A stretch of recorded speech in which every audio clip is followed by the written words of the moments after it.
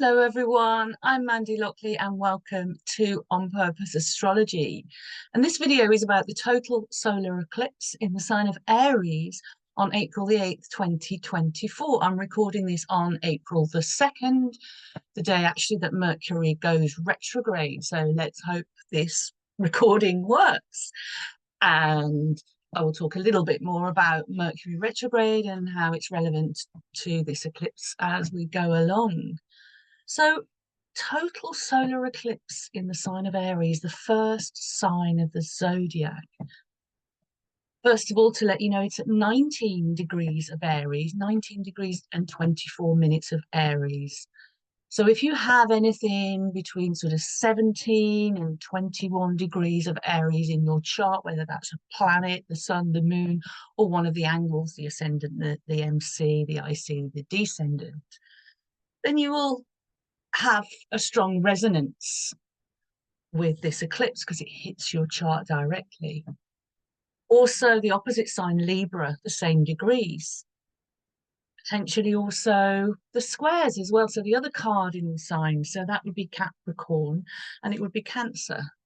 But mostly we say that if you have something on an eclipse, planet or an angle, as I said, then it's the sign of the eclipse and the opposite sign as well. So we're talking Aries, Libra mostly here. So have a look at your chart, as I always say. If you don't know your chart, you can get a free chart at astro.com and you can see where 19 degrees of Aries and Libra falls in your chart and what house it falls into as well. The houses are the areas of life, as I always say in these videos, and you can see what area of life this eclipse might influence potentially. So specifically, what's this eclipse all about? Well, Aries is the first sign of the zodiac, of course. It's about personal beginnings, push for independence. These are some real Aryan themes. There might be tensions in relationships. The reason I say that is because Aries is about the self-individualization. It's about being your unique self, your sovereign self. The opposite side to Aries is Libra, which is how we relate to others. So Aries is about how you relate to yourself. It's about the I, but Aries also has to balance the I with the we. I am, says Aries, we are, says Libra, and it's finding that balance without losing yourself. Aries doesn't want to lose itself within a relationship. It wants to be independent, but it also wants to be able to communicate and commune with others, of course. This eclipse is exactly conjunct Chiron, the wounded healer, and I'll talk a lot more about that shortly. So there's a healing process, though, just to lay a little bit of a seed. There's a healing process there. It's a new moon, a total eclipse, total solar eclipse, or any solar eclipse, even if it's not total, occurs on a new moon. It's basically a very intense new moon. So it's the start of something. It's also the ending of something. It's making space for the new. Something needs to be let go of for new energy to come in. So it might be the start for some of you about learning more about your authentic self rather than what's projected onto you by other people or what you feel you have to be or who you have to be to please other people or to make your way in the world. It's about making your own unique way in the world. Aries is the pioneering sign. So there might be some healing process to do around that, some things to let go of. Libra is the North Node sign at the moment. An eclipse is an eclipse because it falls near the nodes. This is a North Node eclipse. I'm going to show you the chart now for astrologers who can read charts.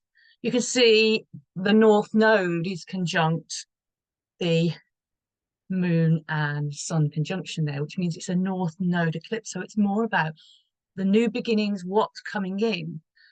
And then we look at Libra, the South Node in Libra there, that relationship sign. It's about what you need to let go of. As I said, about going your own way, being something that's authentic to your true self, standing up for yourself if that's something that you've struggled with, rather than people pleasing. You know, these are themes that have been running throughout the time that the North Node's been in Aries and the South in Libra. South Node's about what you need to let go of so that you can bring in the energy of the North Node, that individuality, that warrior energy also. Aries is ruled by Mars. So it's also not putting up with being treated badly. It's also looking at yourself. Looking at yourself. We often don't look at ourselves. We see the mirror of ourselves reflected back through other people, or the literal mirror when we look in the mirror. But do we really go deep within to look at ourselves? So where are you letting yourself be treated badly? Where might you be also treating other people badly? So it's that awareness of yourself. You'll see here that it's also conjunct Eris. You can see Eris in that chart there. I've circled all the planets that are around the eclipse there. So you've got that little black arrow, upside down arrow, which is Eris. Warrior energy is what Aries is all about. It's ruled by Mars, the male warrior energy. Eris is the female warrior energy. It's about standing up for yourself. It's about where you don't feel included, but it's about including yourself, but on your own terms. It might be time to drop some of the baggage that you've been carrying. Chiron in Aries is probably going to be able to help with that, as I'll sort of say a little bit later. New beginnings. It's a new moon. It's a super, super, super intense new moon. So it's about new beginnings. But first, we go through a period of darkness. That's literally what a total eclipse is. I think this eclipse will last, the darkness will last when it's at full, when the full eclipse happens. I think it's about 4.5 minutes, which, you know, we'll see that darkness, we'll see that beautiful corona, that beautiful diamond, the diamond ring effect with the total eclipse. You will be able to witness this eclipse in parts of America, for example. The safe ways to do it. Obviously, we don't want to look directly at the sun.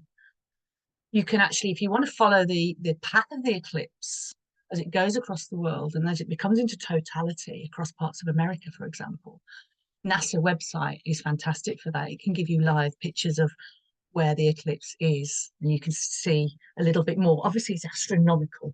NASA, it's not astrological. These things do meld together. Science and astronomy were once inexplicably, not inexplicably, that's the wrong word, intrinsically linked to astrology.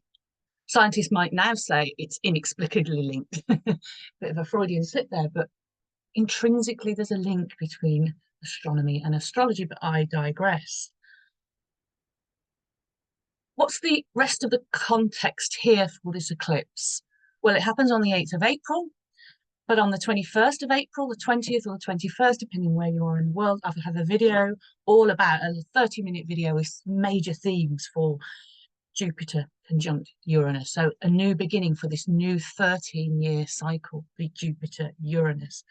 Watch that video, loads of themes. I go into some of the historical events that mark the themes of this really exciting conjunction. Jupiter conjunct Uranus, that cycle of Jupiter and Uranus is about breakthroughs, awakenings, adventures. Adventures. Aries is all about adventures. It needs to be adventurous. So think about where you might not be adventurous or even courageous. I'll talk about that shortly as well. The idea of finding courage through fear. Optimism, freedom, independence. Again, that's also Jupiter-Uranus. So the Jupiter-Uranus conjunction that quickly follows on the 21st, after this eclipse, is really supporting, I think, a lot of the themes of Aries of this eclipse, even though it's in Taurus, of course, this conjunction. You can see in house 8 of this chart, there's only 2 degrees off. So we're already at the conjunction. We're just not at the exact hit of that conjunction between Jupiter and Uranus. It's only 2 degrees. So it's in what we call orb already. So these things are already coming through. Zeal, optimism. It also can be exaggeration. It's about independent thought and beliefs as well.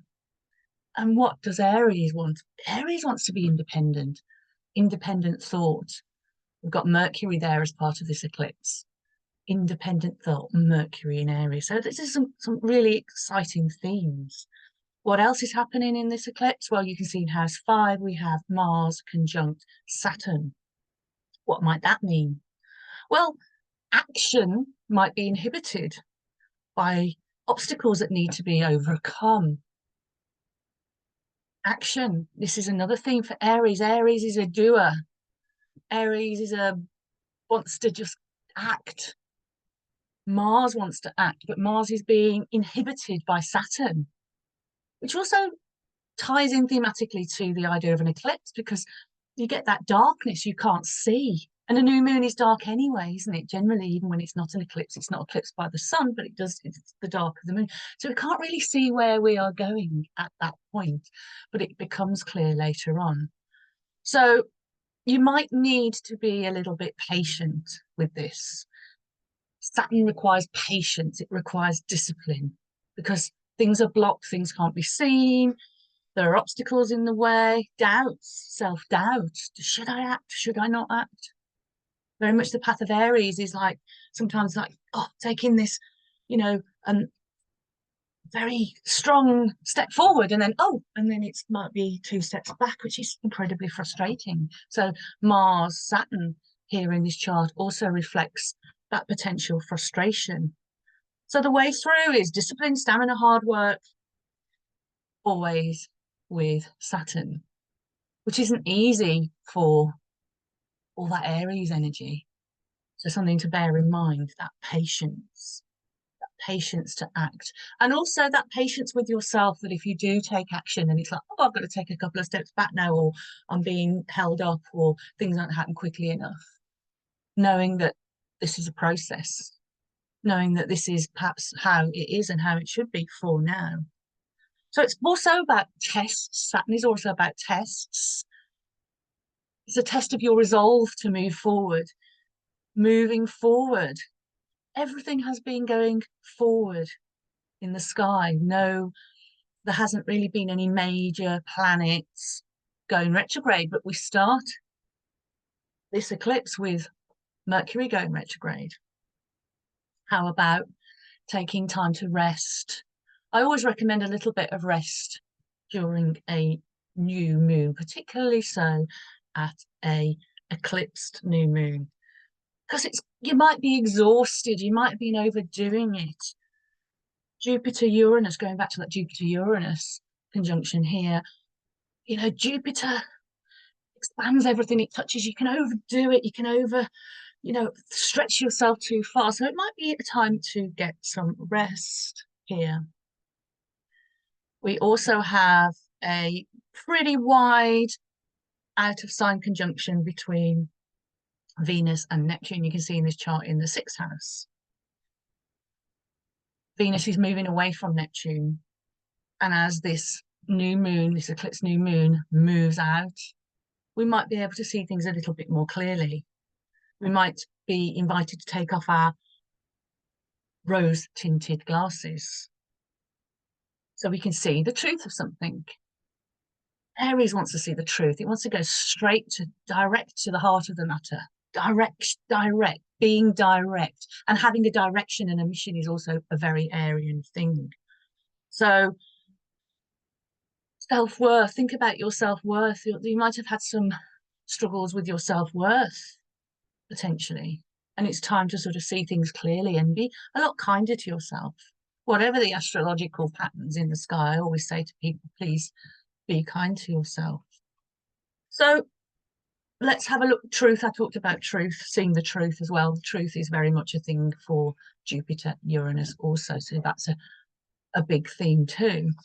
Your own truth. It's Aries. It's your own truth. Standing in your own truth. Standing in your own willpower as well. So exactly conjunct this eclipse. Exactly conjunct Chiron. Chiron is the little green key figure there in the 7th house next to the sun and moon. Now, Chiron is about where we are wounded. It's where we have a pain. Often it's a pain, it's a visceral pain, often an emotional pain, sometimes physical, often emotional, psychological pain that we don't want to go there because it's too difficult, it's too painful. So it's what we kind of avoid. So maybe after this eclipse, we might find that we have to look at that pain. We have to look at this emotional baggage. And what that might that mean in Aries? Again, this is particularly key to you if you have Chiron at around 19 degrees of Aries in your chart natally, or if you have the you know, anything really 19 degrees of Aries natally, or Libra. So what is those? What are those wounds? Well, there might be wounds around freedom and independence. Perhaps there has been a lack of freedom and independence, so you might need to find more of that, or too much. So you might need to balance. We talked about the balance of the North Node in Aries and the South Node in Libra. Balance that independence and freedom with having to be in relationship with others and also with the world in general. What about the maverick tendencies of Aries? Being an individual, maybe there's been some fear around really being different, really being different. That might be that pain around being different, and you have to accept your unique differences. That goes back to what I said about Eris. Eris was the goddess who wasn't invited to the wedding. She wasn't invited. She wasn't part of society. She was a maverick. She was an outsider. She had to go her own way and do things in her own way. And she did cause chaos.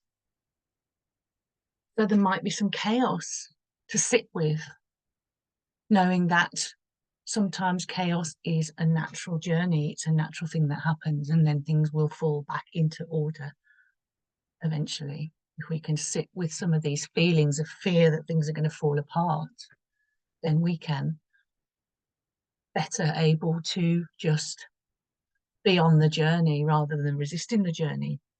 And that's where the fear comes in. That's where Chiron comes in. It's resisting that journey of looking into the face of chaos, or looking into the face of things not working out, looking into the face of who am I, and being that person, moving into being that person.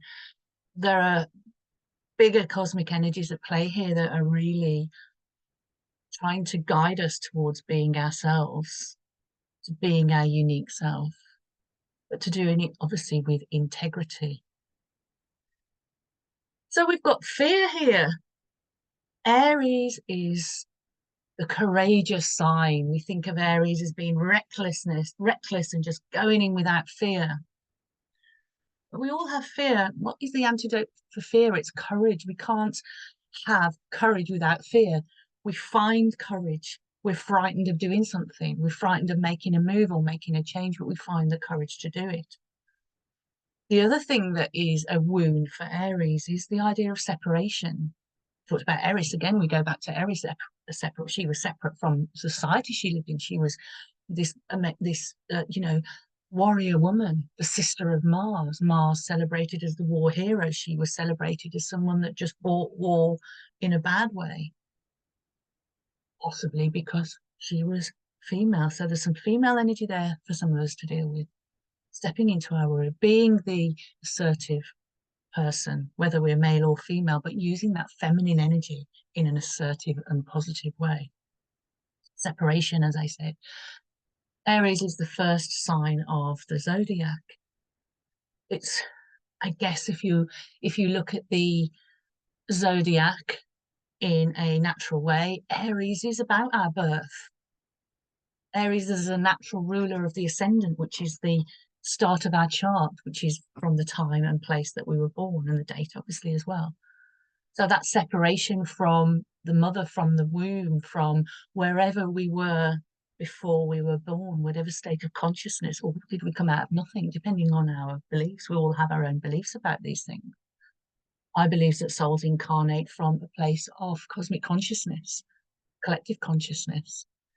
So then there is the separation when you are born, because suddenly you are in a body and you have your own space, you have your own brain, you have your own ideas, but there's something kind of missing. So it's about feeling that separation, going out there and being the person that you are meant to be, while still, because we're still talking about that Aries Libra axis, while still balancing that, balancing the selfishness, healthy selfishness. You know, Aries has a reputation of being selfish, but an evolved Aries is healthy selfishness. You know, you need boundaries. We've got Mars here, as I've already said, conjunct Saturn. Saturn is also about boundaries. So being yourself, having that boundary, but also being able to know when to let the walls down to let other people in, so as not to feel so separate from yourself, from others, and from the world itself. You know, trying to become someone who is a pioneer.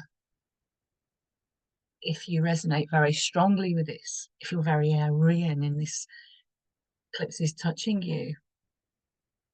So I mentioned earlier that we have Mercury retrograde from the 2nd of April until the 27th of April. So an eclipse with Mercury retrograde, as I've already alluded to a little bits of it, it's about, you know, reviewing, revising, needing to be patient because we've got that Mars, which is the ruler of Aries in Saturn.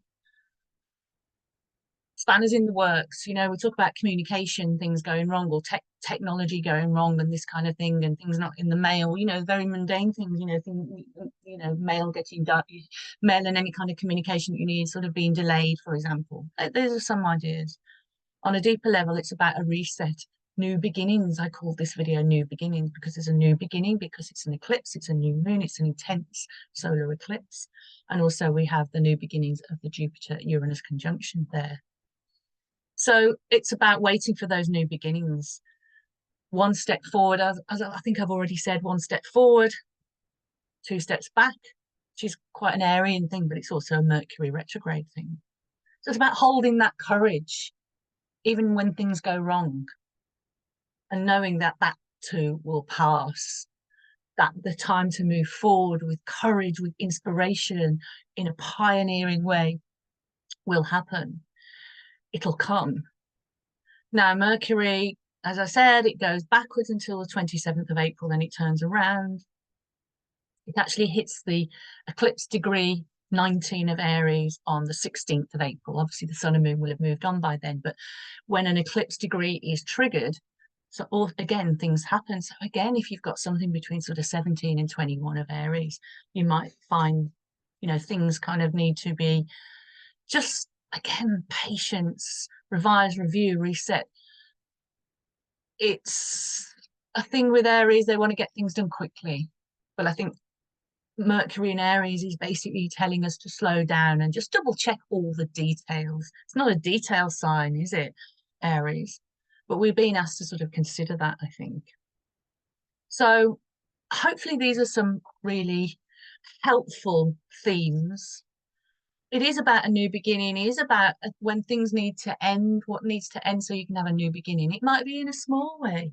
It might be in a really small way in your life. Just letting go of something in your life, some pattern that's kind of holding you back from moving forward.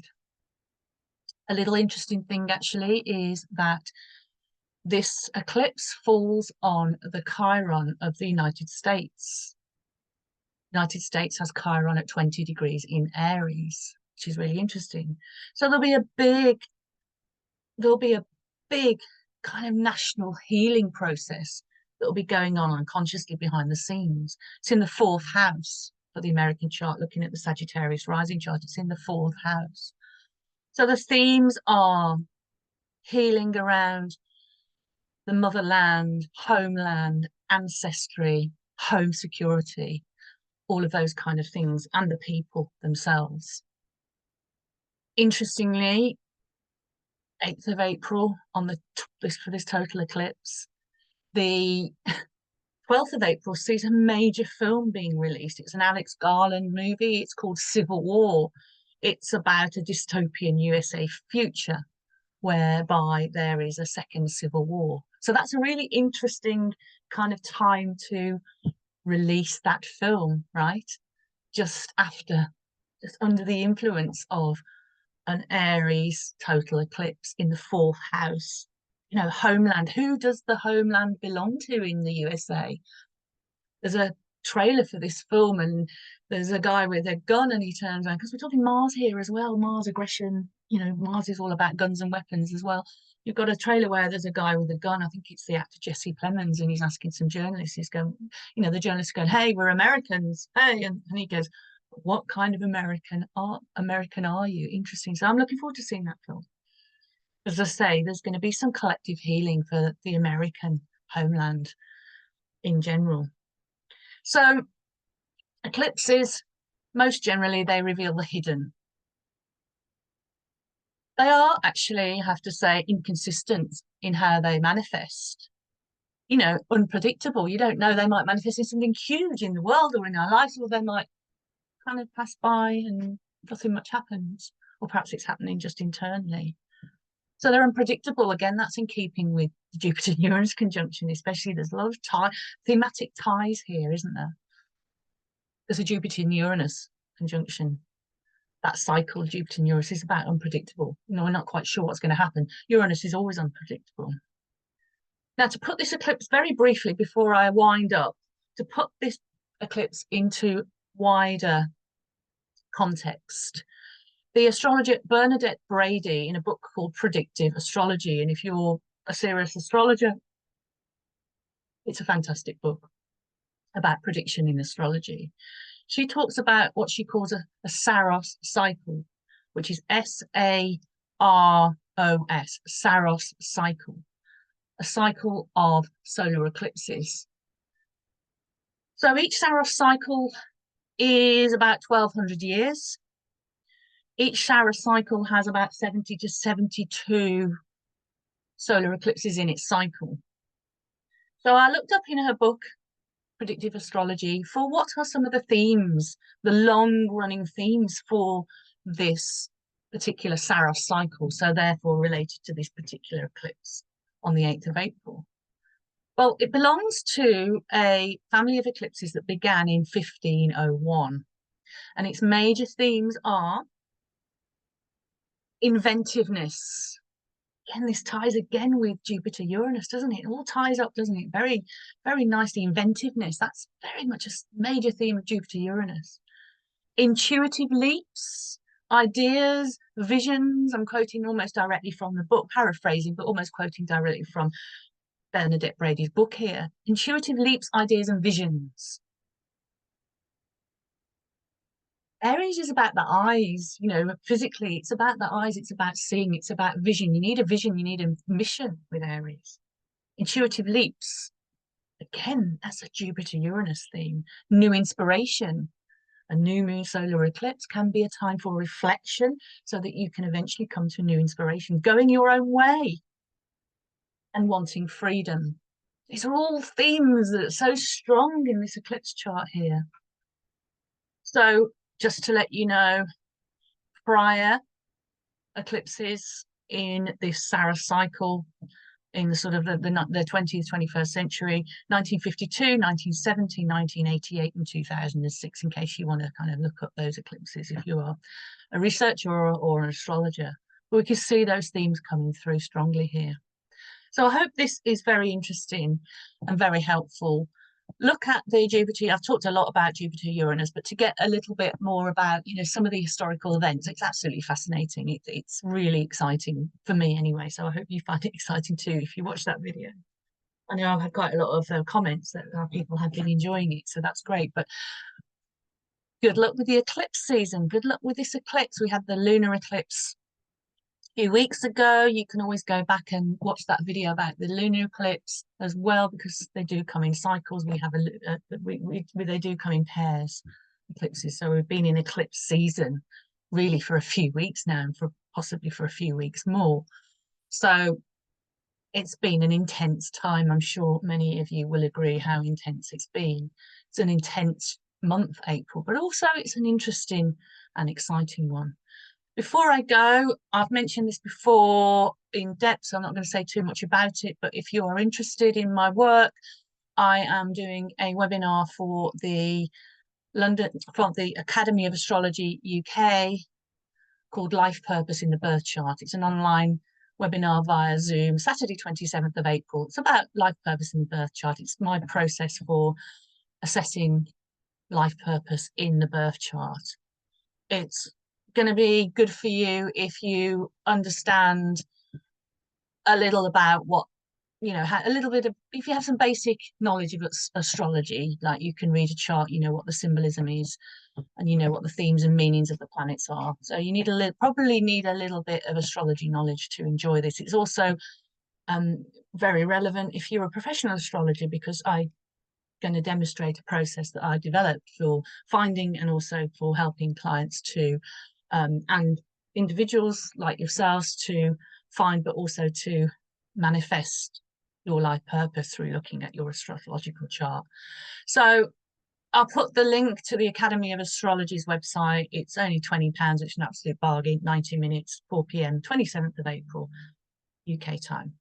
And with that, I would love to thank you for watching. Thank you so much. Thank you for subscribing. If you've liked what you've seen and heard here today, please subscribe. And I'm very grateful to all of you. And as always, I send lots and lots and lots and lots of love. Thank you.